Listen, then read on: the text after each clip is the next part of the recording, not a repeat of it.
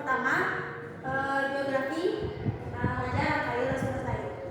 Hajar Rafael Rasul Said berjuang dari 14 September 1910 sampai 2 November 1945, adalah pejuang kemerdekaan dan politikus Indonesia yang mendapat gelar pahlawan nasional Indonesia. Seperti Kartini, ia juga memperjuangkan adanya persamaan hak antara pria dan wanita, dan ia dimakamkan di TPM Kalibata, Jakarta. Rasuna Said dilahirkan pada 14 September 1910 di Desa Paninggahan Maninjau, Kabupaten Agam, Sumatera Barat. Ia adalah keturunan bangsawan Minang. Ayahanda beliau bernama Muhammad Said, seorang saudagar Minangkabau, aktivis penggerakan dan pengajar yang sebagai tokoh taman siswa.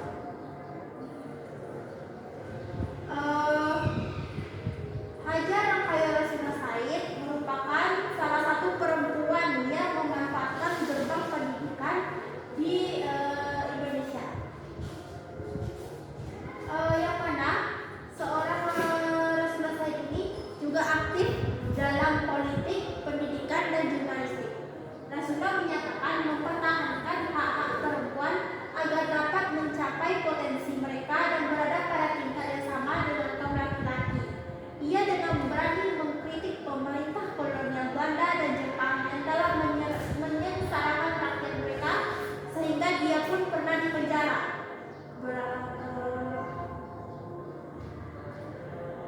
Selanjutnya, ketika Rasuna Said berusia 19 tahun, tepatnya pada tahun 1929, ia memutuskan untuk menikah dengan Rusky Saman, seorang yang juga merupakan seorang aktivis penggerak yang pernah mengajar di Sumatera Tawali. Rusky Saman berusia 24 tahun pada saat itu. Namun, keluarga Rasuna Said menentang pernikahan ini karena perbedaan status sosial. Ada di masa itu mengharuskan wanita menikah dengan pria dengan status sosial, ekonomi, dan pendidikan yang sama atau lebih baik. Rusky Saman hidup dalam kemiskinan terlepas dari reputasi sebagai orang yang beriman dan cerdas.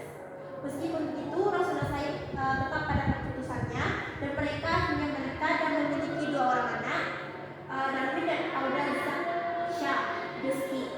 Sayangnya, Darwin meninggal saat masih kecil, meninggalkan Auda sebagai anak tunggal mereka.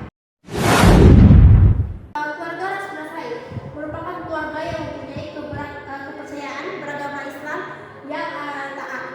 Dia dibesarkan pada tempat tinggal pamannya lantaran pekerjaan ayahnya yang menciptakan jalan berada pada tempat tinggalnya atau di rumahnya.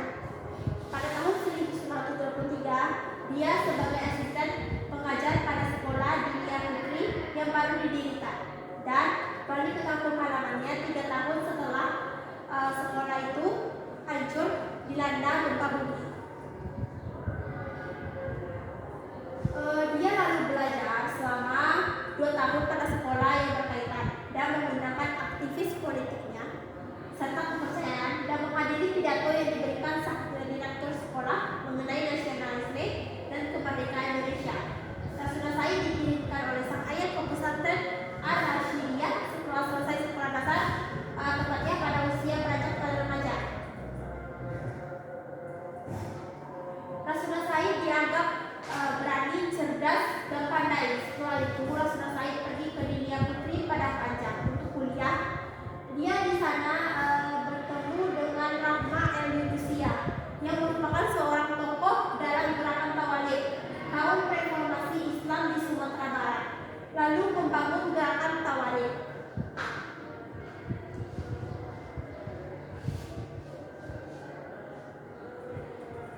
Rasuna Said juga sempat mengajar sebagai guru di Dinia Putri tersebut. Namun, pada tahun 1930 ia berhenti mengajar karena ia percaya bahwa kemajuan perempuan tidak hanya dapat dicapai dari mendirikan sekolah saja, tetapi juga harus disertai dengan perjuangan politik. Rasuna Said juga memasukkan pendidikan politik ke dalam kurikulum sekolah Dinia Putri, tetapi ditolak karena Rasuna Said kemudian dipengaruhi oleh pengajaran Haji Rasul dari Dr. H. Abdul Farid Abdullah yang mengajarkan pentingnya pembaharuan pemikiran Islam dan kebebasan berpikir. Selanjutnya yaitu bentuk-bentuk dari perjuangan Rasuna Said selama hidupnya. Yang pertama, Rasuna Said aktif di organisasi Persatuan Muslimin Indonesia atau yang disingkat sebagai PERMI pada tahun 1930-an. Ia menggunakan pidato-pidato